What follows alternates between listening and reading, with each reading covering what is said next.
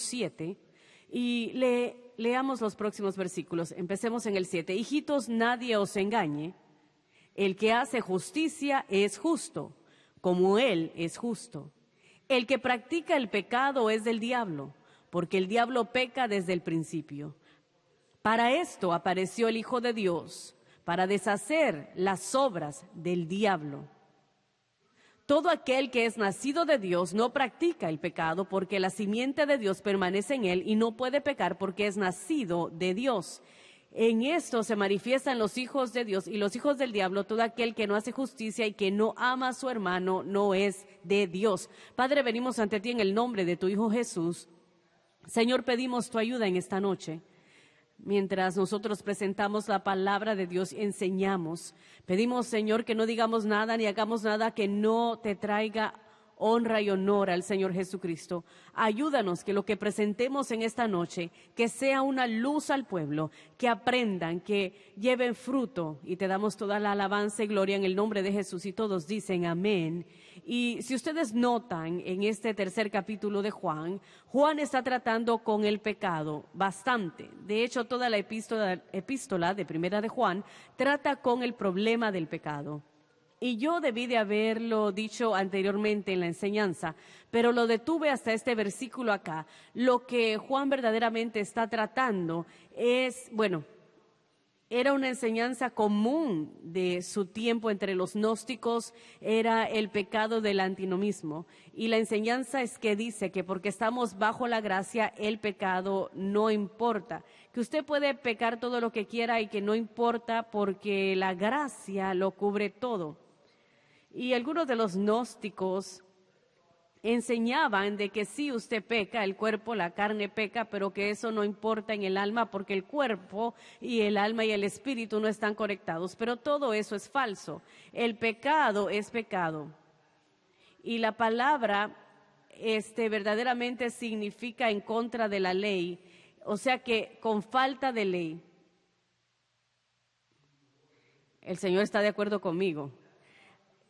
Y sí que esta palabra antinomianismo es algo que está sin ley ante los ojos o contra la ley ante los ojos de Dios. Entonces, esta idea de pecar voluntariamente, la idea de que no nos afecta, en Romanos capítulo 6 dice, ¿continuaremos en el pecado para que la gracia abunde?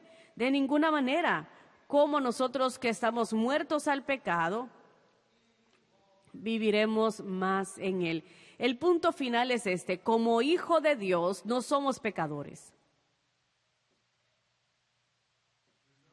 Aquí no hay nadie esta noche, estoy solo. Como hijo de Dios, nosotros no practicamos el pecado.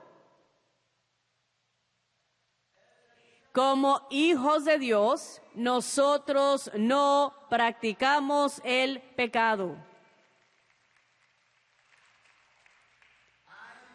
Yo no soy pecador salvo por gracia. Lo escuchamos, dicho todo el tiempo, suena bien, pero está incorrecto teológicamente. Usted era pecador, usted fue salvo por gracia, pero ahora usted es una nueva criatura en Cristo Jesús.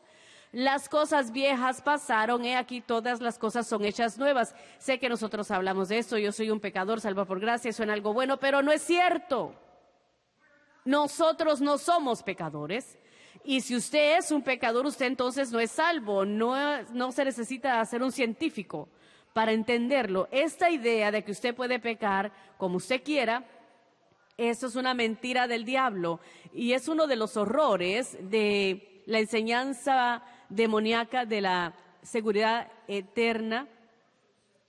Es incondicional. Esa enseñanza dice que una vez que usted acepta al Señor, no importa cómo usted viva, usted puede estar fuera de comunión con Dios, pero que cuando usted muere, usted se va al cielo. Que si está fuera de comunión, usted no es salvo. Si usted está fuera de comunión, usted se ha apartado del Señor, pero ellos no creen que eso exista. Ellos no creen en un cristiano que se aparta de Dios, pero todos hemos visto a personas que caminaron con el Señor, seguían al Señor, pero a través del tiempo se apartaron, le dieron la espalda y se apartaron de Él. El pecado no es algo con que nosotros jugamos. El pecado hay que tratarlo en nuestro corazón, en nuestra vida, diariamente. Debemos de nosotros cuidar nuestro corazón, cuidar nuestra mente del pecado. ¿Cómo se hace? Bueno, primero que nada, volvemos a las disciplinas. Entre más estudiamos la palabra de Dios, entre más oramos, entre más buscamos al Señor, más libertad el Espíritu Santo tiene en nuestra vida. Pero al mismo tiempo, también hay ciertos requisitos. Nosotros tenemos que tener cuidado con lo que vemos en la televisión. Tenemos que tener cuidado con lo que escuchamos a través de la radio. ¿Aló? Tenemos que tener cuidado sobre con quién andamos. Hay ciertas cosas que nosotros tenemos que tomar responsabilidad por nuestros propias conductas. El legalismo dice que yo me puedo ganar la justicia a través de la obediencia, y el antinomianismo dice que soy salvo por gracia, así que la obediencia a la palabra de Dios no importa. Pero el evangelio dice que es por la gracia de Dios que trae salvación, que ha aparecido a todos los hombres, enseñándonos el negar la impiedad y la lujuria mundial. Debemos de vivir justamente y piadosamente. Tito capítulo 2. En otras palabras, como cristianos, como hijos de Dios, nuestra vida debe de mostrar santidad y justicia, debe de mostrar la piedad. Nosotros, toda esta idea de que como hijos de Dios, que nosotros debemos de ser marcados donde quiera que vayamos. Nuestras acciones, nuestra conducta debe de resaltar en el empleo, en la escuela, en el centro comercial. No debemos de comportarnos como el mundo. Debe de haber algo distinto en nuestras vidas, algo obrando en nosotros que el mundo no lo note. Esa vida del creyente nacido de nuevo, su espíritu no debe de sentirse cómodo con nuestro espíritu, el espíritu del mundo. Esta idea y lo que Juan también está diciendo acá, él no está diciendo que el cristiano nunca va a pecar, porque la Biblia no nos enseña una perfección libre de pecado. Pero existe una diferencia en aquel creyente que por cualquier razón, en cualquier momento caiga en un pecado, comparándolo con alguien que habitualmente practica el pecado. ¿Entienden eso?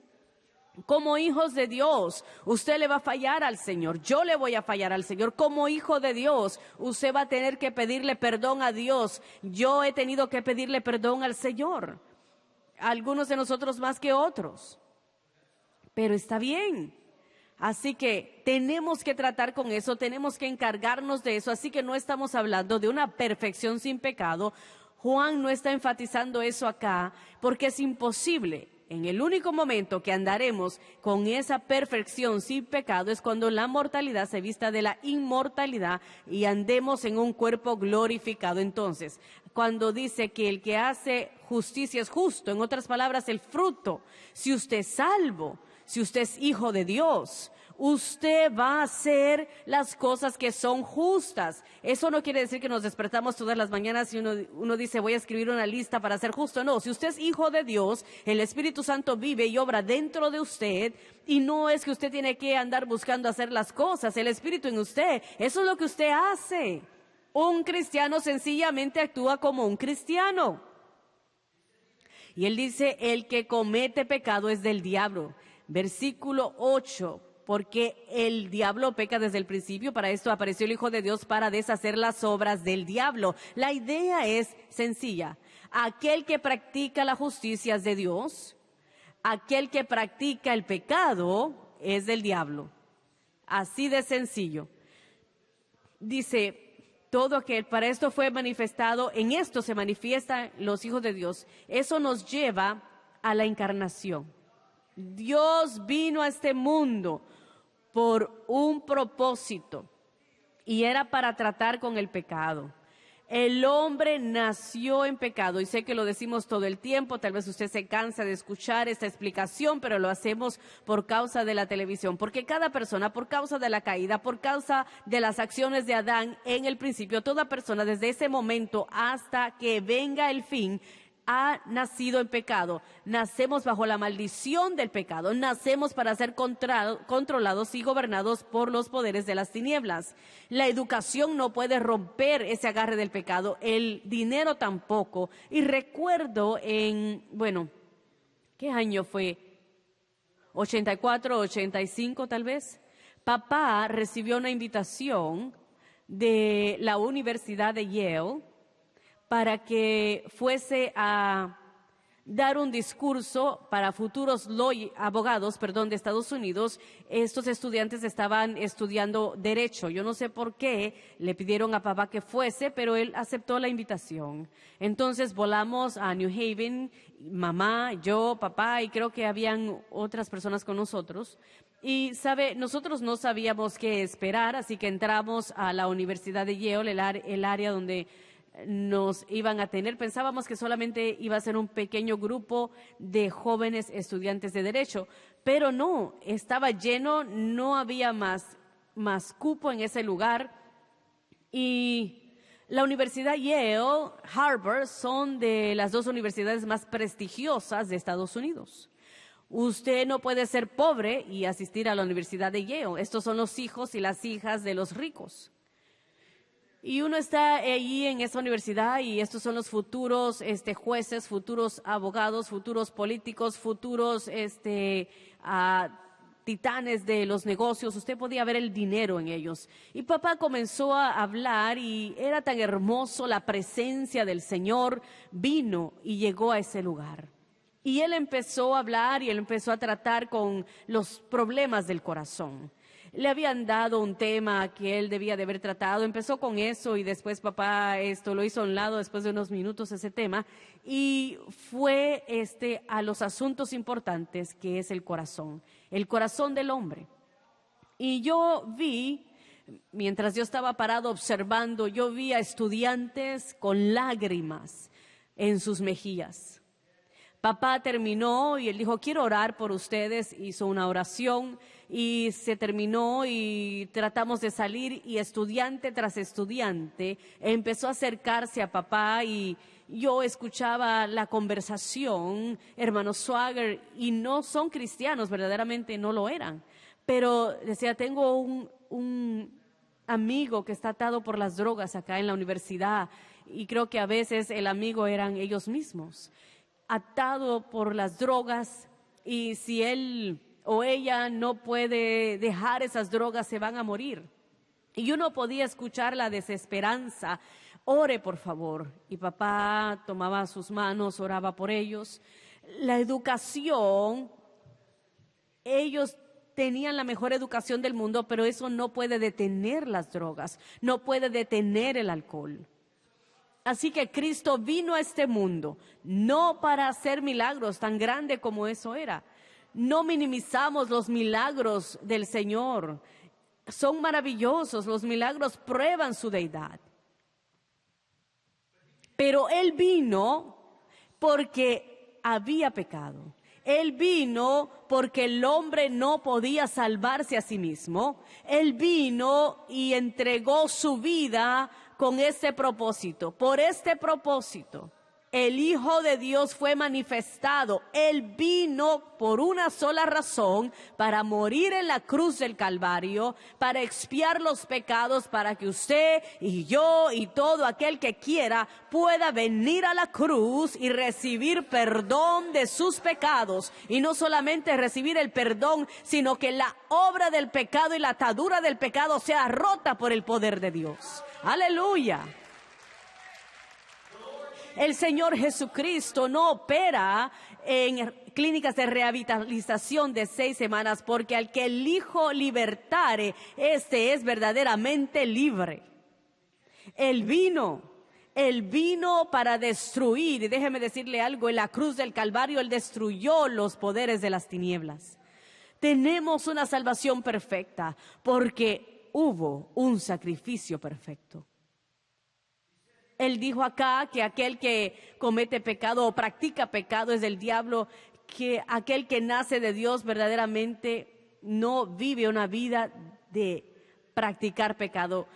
La palabra practicar es aquel que continuamente comete pecados, que lo hace su práctica. Voy a repetirlo, no se refiere a un cristiano que ocasionalmente peca. Tan malo como eso es porque la Biblia no nos enseña una perfección sin pecado. Juan está diciendo que la gente que practica el pecado no es de Dios, lo cual significa que no son salvos y de hecho son del diablo. Después dice, el diablo peca desde el principio. Esto no significa que desde el momento que fue creado, porque él vivió en justicia por un sinnúmero de tiempo, pero significa que cuando él llevó aquella rebelión contra Dios, desde ese momento hasta ahora y hasta el fin, es que todo lo que él hace es para controlar al hombre, para llevarlo a un pecado degradante, para verdaderamente corromperlo. Entonces Cristo vino para manifestarse y destruirlo. Hay 3 dimensiones de nuestra victoria en Cristo. Número 1, en la cruz la victoria se logró. Siempre entiende. Escuché a un predicador no hace mucho tiempo atrás, y de hecho escuché a un predicador decir lo siguiente, de que la cruz era un lugar de derrota para el Señor.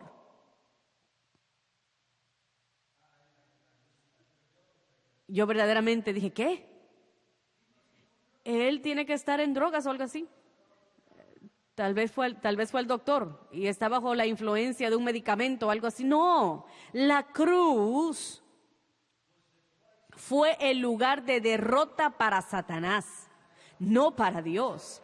Así que en la cruz la victoria se logró. Jesucristo dijo en Juan 19, consumado es. Número 2. La victoria en el creyente, la victoria se vive en Romanos capítulo 6. El pecado no tendrá dominio sobre nosotros y cuando Cristo vuelva, la victoria será completa. Satanás, una vez y por todas, será derrotado. Tendremos ese cuerpo glorificado y viviremos en una justicia perfecta con el Señor.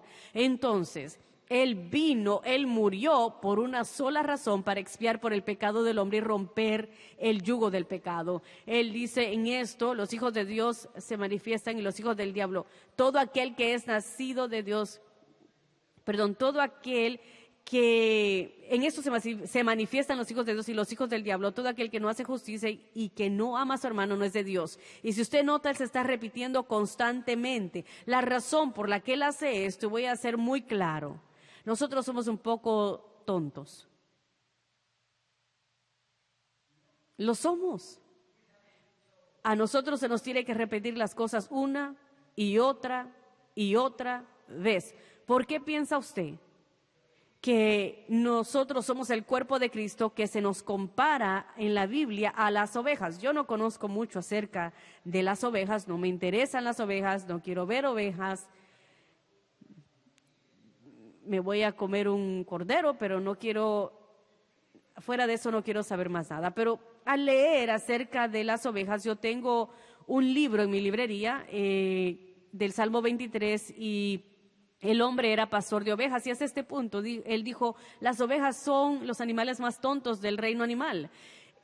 Literalmente se morirían de sed paradas al lado de una fuente de agua.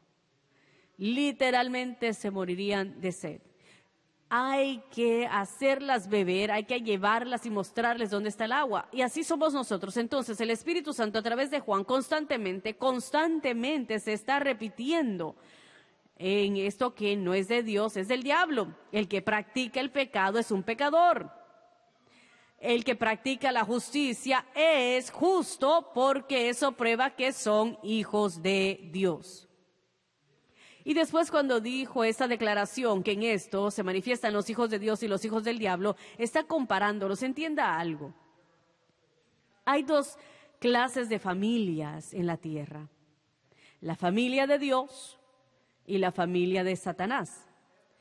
Cada persona en el mundo que no conoce a Jesucristo son parte de la familia de Satanás. Sus familiares, los que no son salvos, ellos son parte de la familia de Satanás. Y no estoy tratando de ser cruel, pero toda persona que usted ama en su familia que no es salva, ellos son hijos del diablo. Y eso es algo muy claro y es muy difícil, pero esta es la realidad. Por eso es que el Señor nos ha llamado a todos nosotros a compartir el Evangelio.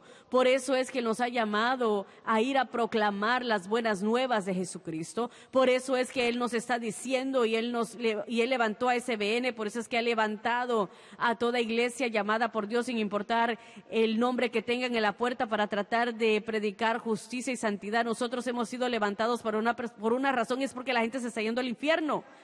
Y debemos alcanzar a aquellos que no conocen al Señor Jesucristo. Debemos entender que depende de nosotros. Nosotros debemos entender de que es nuestra responsabilidad alcanzar al mundo. No solamente es el trabajo del predicador, sino de cada hijo de Dios. Tiene la responsabilidad de la gran comisión. Y la manera mejor, si usted no es llamado al ministerio, ¿cómo usted puede ser parte de la gran comisión? Usted puede orar. Usted puede orar por aquellos a los que Dios ha llamado, que ha levantado, que les ha dado una voz, una plataforma. Y en segundo lugar, usted puede exhibir fe. Señor, yo estoy creyendo de que tú vas a abrir puertas, yo estoy creyendo de que tú vas a abrir puertas que ningún hombre podrá cerrar. De hecho, yo voy a pedir que ore por algo. Yo voy a presentarles, nosotros siempre les estamos preguntando por sus necesidades para orar por ellas, pero yo le voy a presentar una necesidad para que usted ore por esto. Y antes de decirle lo que es, yo quiero que usted se comprometa. ¿Van a orar? Cuando yo les diga la necesidad, ¿van a orar por ella? Y no es una broma, es una necesidad muy seria. Yo he estado creyéndole a Dios por los últimos 2 o 3 años para que el Señor abra la puerta de televisión una vez más en Sudáfrica. Yo tengo una carga por esa nación. Yo amo esa nación. Yo la he visitado 30 veces predicándoles el Evangelio. Estuve allá en enero y voy a volver a Cape Town en noviembre. Pero cuando la ANC tomó esa nación, perdimos la señal. El Congreso Nacional Africano odian o aborrecen a Israel y el cristianismo. No quieren nada que ver con Dios. Ellos son socialistas y están destruyendo esta nación. Y la cadena donde estábamos antes, hemos tratado para entrar, pero no hablan con nosotros, no tratan con nosotros. Pero déjeme decirle que Dios puede abrir una puerta. Dios puede abrir esa puerta. Y yo voy a pedirles que se unan a nosotros en oración, orando por Sudáfrica, orando de que Dios abra esa puerta. Sudáfrica tiene una de las herencias pentecostales más grandes del mundo y Satanás está destruyendo esta nación. Pero a través de la televisión nosotros podemos llevar la cadena una vez más. Podemos hacer una diferencia en esta nación. Probablemente tuvimos más impacto en Sudáfrica que en cualquier otro país del mundo a través de la televisión. Papá tiene álbumes de oro en Sudáfrica. Así de popular era el ministerio. Álbumes de oro por las ventas en Sudáfrica. El jefe de la policía, no sé si es que eso lo que lo llaman, pero creo que es es en Soweto, que es el pueblo de color más grande en Johannesburg. Es un lugar muy violento. La tasa de crimen es altísima. Nos dijeron cuando tuvimos una cruzada allá en Soweto, el jefe de la policía le dijo a papá, le dijo el domingo en la tarde, porque ayer era cuando se transmitía la programación, el domingo en la tarde, cuando su programa sale al aire por 1 hora, mis oficiales pueden descansar, porque todos están viendo la televisión. Eso fue lo que él dijo. Y así que este país lo amo con pasión y no sé por qué me ha dado este amor por esta nación, y hay gente buena allá, pero el diablo está tratando de destruir esta nación. La ANC es del diablo, no es correcto lo que están tratando de hacer, pero déjeme decirle que Dios es mayor que quien sea el gobierno de ese país. Dios es mayor que cualquier ideología que sigan. Dios es mayor que su religión, que su pecado. Así que yo tengo una necesidad, yo quiero a Sudáfrica. Yo quiero volver a salir en televisión en Sudáfrica. Así que usted puede orar y usted puede donar. El orar y donar son dos puntos muy importantes de usted, el Hijo de Dios, cuando se trata de la Gran Comisión. El versículo 11, porque este es el mensaje que habéis oído desde el principio, que nos amemos unos a otros. Ahora parece como que Juan está cambiando, como que ha estado hablando del pecado y ahora de repente está cambiando y está hablando acerca del amor, pero no, lo que él está haciendo es que él está señalando el hecho de que un verdadero hijo de Dios es gobernado y motivado por el amor. Entienda eso. Y esto se comprueba por nuestro amor los unos por los otros. El hombre sin Cristo no sabe lo que es el amor. Hay varias palabras griegas para el amor. Eros es una de ellas. Es una palabra griega para el amor. Esa palabra eros no se encuentra en la palabra de Dios, pero sí habla de un amor sensual. Es de ahí donde viene el término erótico. Pero es una palabra griega para el amor. En la Biblia hay dos tipos de amor. Hay dos palabras que resumen todas las palabras de amor que se encuentran en la palabra de Dios. La más común es fileo, y ese es el amor que tiene el mundo. Verdaderamente significa que me caes bien, me agradas. Es un amor que depende del desempeño. En otras palabras, yo te voy a amar si tú sigues cierto estándar. Es como unos años atrás, dos de las estrellas más famosas de Hollywood se enamoraron profundamente y todo estaba en las noticias y estaban totalmente enamorados. No podían dejar de mirarse el uno al otro, no podían estar separados y se tatuaron los nombres el uno del otro y uno tenía a un llavero con un poquito de sangre de uno del otro y hablaban en un collar y hablaban de cuántos se amaban y 6 meses después se estaban matando. Él o ella, como haya sido, se echaron el uno al otro de la casa donde vivían. Entonces, no se amaban. Bueno, lo mejor que ellos podían describir esto me agrada siempre y cuando tú sigas mis estándares. Pero la otra palabra para amor es agape. Y ese es el tipo de amor de Dios. Ese es el amor que solamente llega al Hijo de Dios. Ningún incrédulo puede andar ni vivir el amor ágape. Ese es un amor que está separado únicamente para el Hijo de Dios y debe de ser la marca que define al Hijo de Dios. Más que cualquier otra palabra o acciones, el amor es el mayor testimonio de un cambio y una vida transformada. Que os améis unos a otros. El amarse unos a otros significa de que usted los prefiere a ellos. El amarse unos a otros significa que usted tiene ese corazón hacia esa persona. Y voy a ser honesto con ustedes. Hay gente en el reino que es difícil de amar. Estoy en lo cierto, ¿no? Pero ¿saben qué? Cristo a través de usted puede amarlos. Eso puede suceder.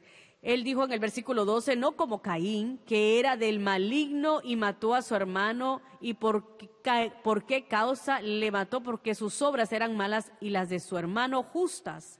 Ahora él está mostrando la diferencia entre el odio y el amor. Está mostrándonos la diferencia entre el mundo y el Hijo de Dios. Y dice, no como Caín, que era del maligno y mató a su hermano, queriendo decir de que Caín era hijo del diablo, que Caín, que sus acciones que lo llevaron a matar a su hermano a sangre fría, era el resultado final de lo que es seguir a Satanás. Mire, todo lo que Satanás tiene para sus seguidores es la muerte.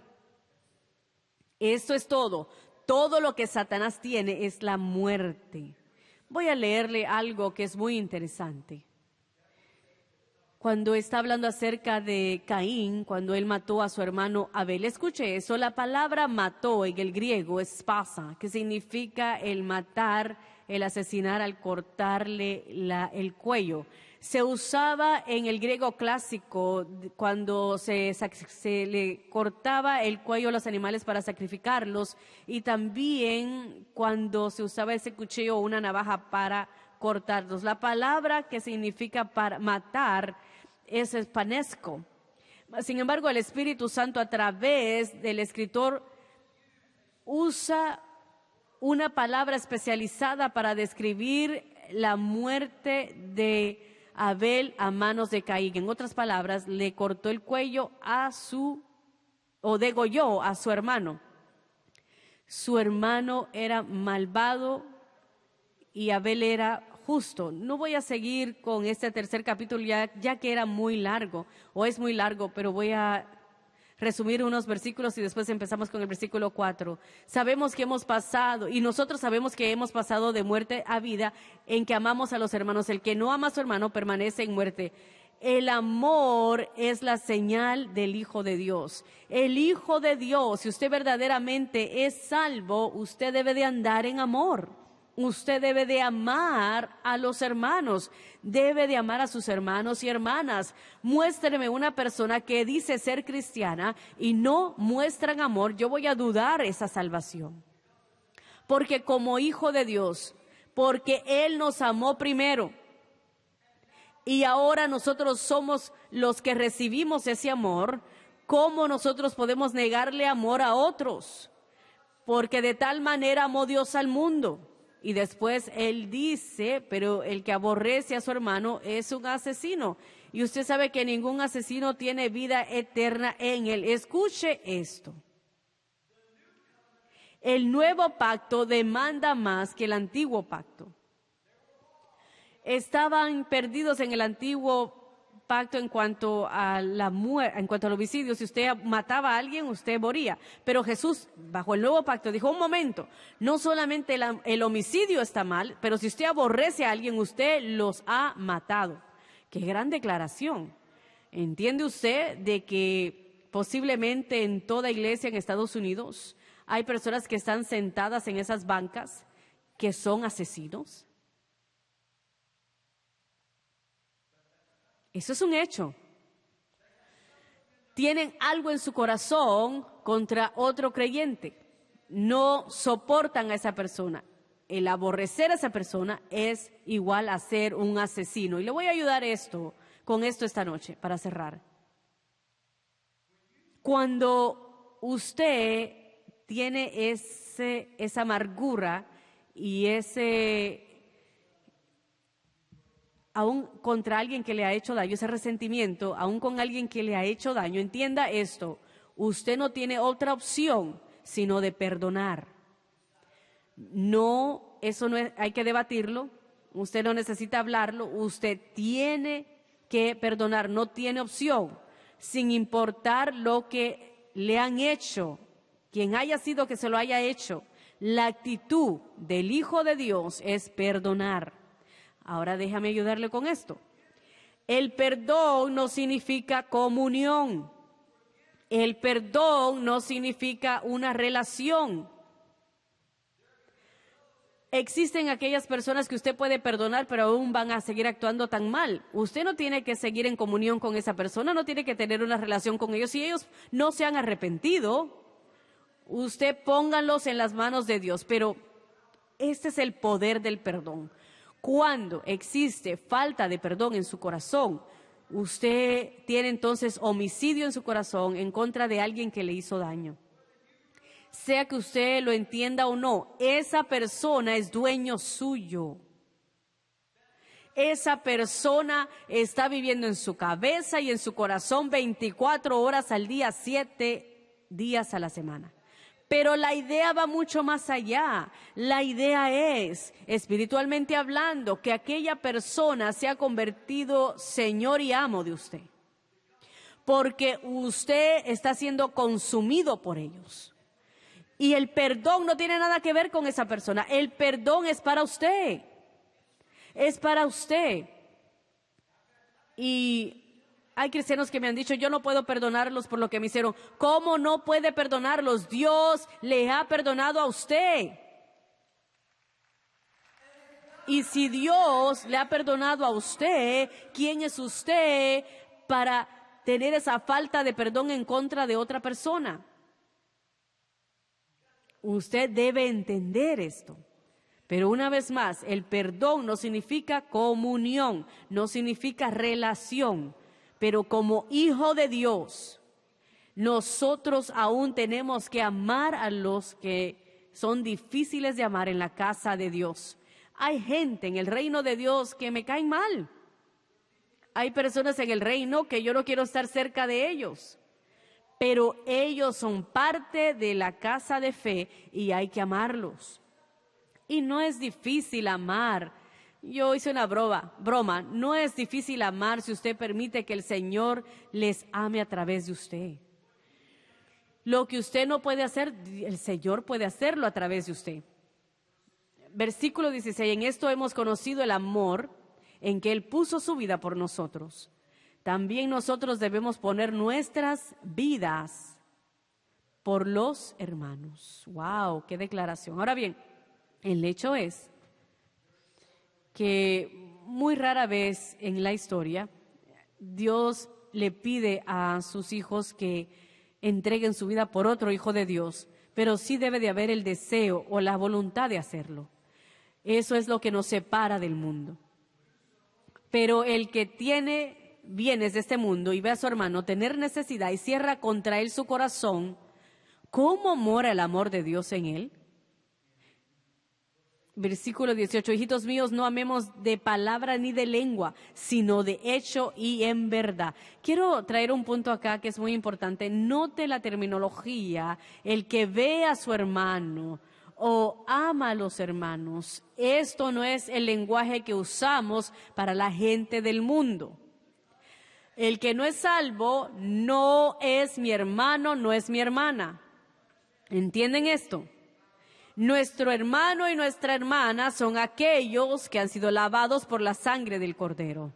Ahora bien, este es el principio, entienda, lo que el Espíritu Santo está diciendo a través de Juan, no solamente amamos a los hermanos, pero nuestra responsabilidad de hacer el bien es para los hermanos primero. Estoy hablando acerca de la compasión, estoy hablando de las buenas obras, estoy hablando de la benevolencia, ayudándoles. Sí, nosotros debemos de ser buenos samaritanos cuando podemos, sí debemos ayudar a aquellos del mundo, pero nuestra responsabilidad número uno es ayudar a aquellos que están en la fe. ¿Por qué? Porque todos estamos en la misma familia.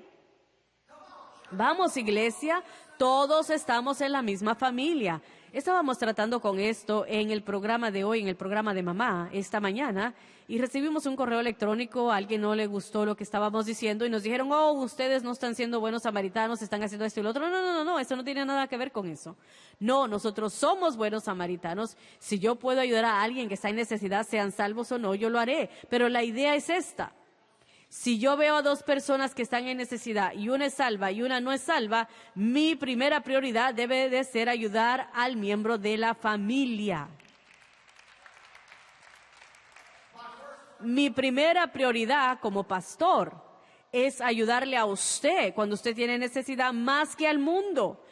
Y no lo malinterpreten. Miren, unos meses atrás, en noviembre, en noviembre, vamos a estar entregando 1,000 pavos una vez más a aquellos que están o que son beneficiarios del sistema gubernamental de alimentación. Vamos a volverles a regalar esos pavos. El 99% de ellos no serán salvos, no serán personas salvas, pero lo haremos.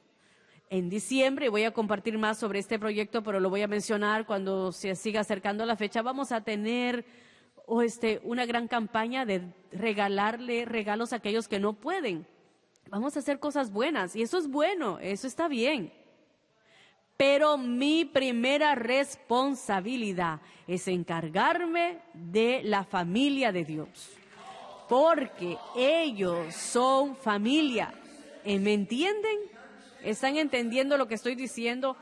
Nosotros amamos a los perdidos, queremos ayudarlos, pero yo no tengo ninguna obligación, y usted tampoco, de entregarle dinero a la gente que está en las calles. Queremos ayudarles si es posible, Pero primero que nada debemos de tener el discernimiento sobre el por qué están en la condición que ellos están. Y será por causa de las drogas y el alcohol, y usted entregándoles dinero les está ayudando con su mal hábito. Eso es todo, no les está ayudando. Usted tiene que ser dirigido por el Espíritu.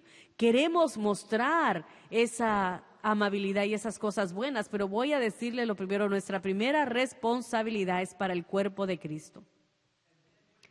Cuando se trata del mundo, nosotros hacemos lo que podemos, cuando podemos, pero nosotros entendemos que debemos tener discernimiento. Y conté esto antes, pero lo voy a volver a contar. Vemos a las personas que andan en el pueblo, a veces andan con rótulos en las esquinas de las calles pidiendo dinero. Y su primer impulso es darles dinero. Pero usted después se da cuenta, de acuerdo a las estadísticas, que la cantidad de vagamundos que hayan en una comunidad, supongamos que hay 1,000 en la comunidad de Baton Rouge. Las estadísticas del gobierno federal nos dicen que casi el 80% de ellos están en esta condición porque están adictos a las drogas y el alcohol. Así que en otras palabras, ellos han tomado una decisión, están en la posición que están por causa de decisiones que ellos tomaron. Y no están tratando de salir de esa condición, están tratando de buscar dinero para seguir alimentando su hábito de drogas y alcohol. Y no tenemos responsabilidad para ayudarles en esa destrucción. Pero ahora bien, si encontramos a alguien que verdaderamente está tratando de ser libre, podemos ayudarles. Y entonces sí ayudamos. Yo estaba acá en la farmacia de la esquina hace unos años atrás. Y entré una mañana antes de entrar a la oficina, entré a aquella farmacia. Cuando iba saliendo noté a un hombre afroamericano, parecía como que tenía 60 años de edad, parado afuera de la puerta, frente a la puerta. Y cuando yo le pasé, yo lo miré a los ojos y yo podía ver en sus ojos que algo no andaba bien. Yo podía ver en sus ojos temor, podía ver en sus ojos que había algo que no estaba bien. Entré, busqué lo que fui a buscar, fui a la fila, pagué y estaba esperando pagar. Y cuando miré hacia afuera, ahí estaba parado y me miró de nuevo. Y yo sentí que el Señor me habló y me dijo, ayúdalo. Entonces yo salí, me le acerqué y le dije, Señor, ¿qué le pasa? ¿Qué es lo que le pasa? Y él se me quedó parado ahí por un momento y bajó la cabeza y me dijo, yo no soy un vagamundo, pero me estoy muriendo de hambre. Lo he perdido todo. No teníamos seguro médico, mi esposa murió de cáncer, perdí mi casa, perdí todo tratando de pagar sus gastos médicos y no sé qué hacer. En mi espíritu yo sabía que él me estaba diciendo la verdad. Yo sabía que él no era un vagamundo. En mi corazón yo lo sabía. Y sé que vivimos en un mundo de crédito, pero a mí me gusta el efectivo. A mí no me gusta usar tarjetas de crédito si no tengo que hacerlo. Así que yo mantengo un poco de dinero en efectivo en mi cartera. Y unos billetes de $100 ahí guardados por si acaso una emergencia. Y me quedé ahí parado y saqué de mi bolsillo $100 y le dije, tenga, vaya a comer. Sabe que ahí está el McDonald's, ¿no? Nunca había visto a un hombre de más de 60 años correr así de rápido. Y yo lo observé mientras él tomó ese dinero y él corrió y entró a McDonald's. Y yo lo estoy viendo y que él corrió y él estaba muriéndose de hambre. Así que yo me fui. Unos días después volví y me paré ahí de nuevo y lo vi. Y me le acerqué y le dije, ¿necesita ayuda? Y se podía notar que él estaba avergonzado y me dijo, sí. Y yo le dije, bien. Y le di más dinero, más de lo que le di la última vez. Y le dije, le he dado suficiente para que compre algo de comer. Y le dije, ¿sabe que hay hoteles baratos? Salga unos días de las calles. Y le dije quién yo era y le dije, ¿por qué usted no viene a la iglesia? Y vamos a ver si podemos ayudarle. Y el próximo domingo vi, ahí estaba sentado. Y me le acerqué después del servicio, conversé con él, le di más dinero de mi bolsillo y no lo volví a ver por un tiempo. Y un domingo volví y cuando entré a la iglesia él estaba ahí y él se me acercó y me dijo, yo lamento mucho que no he podido venir a la iglesia. Y noté que él tenía unas curitas en sus manos. Me dijo, tengo cáncer y he estado en los doctores haciéndome estos exámenes y murió un mes después, pero murió convertido al Señor. Él murió convertido a Dios. Así que necesitamos tener ese discernimiento y tengo que cerrar ya. Y después dice, hijitos, que no amemos por palabras, sino que en obras y en verdad. El verdadero amor demanda verdaderas acciones. Músicos y salmistas pueden volver. Yo hice la declaración unas semanas atrás que las palabras más poderosas en cualquier idioma es te amo. Y las palabras más baratas en cualquier idioma es te amo. No me diga que me ama si usted no está dispuesto a entrar a mi fosa de leones, perdón, de cerdos. No le diga a alguien que usted les ama si cuando ellos hacen un caos usted no está dispuesto a entrar en ese caos con ellos para ayudarles a salir de ahí. No le diga a alguien que usted le ama y necesitan ayuda a pagar su renta y usted puede ayudarlos si no lo hace. No le diga a alguien que usted les ama y cuando usted les ve en esa necesidad y usted sabe que usted puede rectificar esa necesidad y usted no hace nada. El hablar es fácil, las acciones los significan todo. El punto final en todo esto y el resto de este capítulo, Juan trata con la idea de amar a Dios y amar al prójimo, que el amar al prójimo es una imagen de nuestro amor por Dios, pero como su pastor, yo quiero que mi gente sea gente de amor. Yo quiero que estén marcados por el amor. ¿Sabe lo que la gente dice del Centro Familiar de Adoración? Nosotros recibimos los correos electrónicos. Ellos dicen, es la iglesia más amigable en la que yo he estado. Murray Davis, él vino a visitarnos, ¿recuerdan a Murray? Él es consejero para iglesias. Él pastoreaba una gran iglesia en Nashville. Y ahora él viaja en todo el mundo trabajando con iglesias y que las iglesias se organicen y ayuda con el liderazgo. Es muy bueno en lo que hace.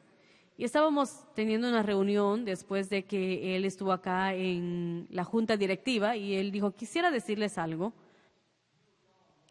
Usted salió un fin de semana y yo vine acá. Usted no estaba aquí. Y él dijo, y yo entré al vestíbulo, no conocía a nadie. Y él dijo, la gente me acorraló para saludarme. ¿Cómo está? Qué bueno que está aquí, qué bueno que nos visita, ¿cómo podemos ayudarle? Él dijo, yo me quedé impresionado con el Centro Familiar de Adoración y eso es lo que yo quiero. Eso es lo que quiero. Ese es el amor de Dios. Pónganse de pie esta noche, Padre, venimos ante ti en el nombre de tu Hijo Jesús. Señor, estamos muy agradecidos de que nos amaste. Ninguno de nosotros merecemos tu amor, pero más sin embargo tú nos amas. Y Señor, ahora permite que nosotros mostremos la transformación en nuestras propias vidas, mostrándole ese amor a otros. Te damos toda la alabanza y gloria en el nombre de Jesús.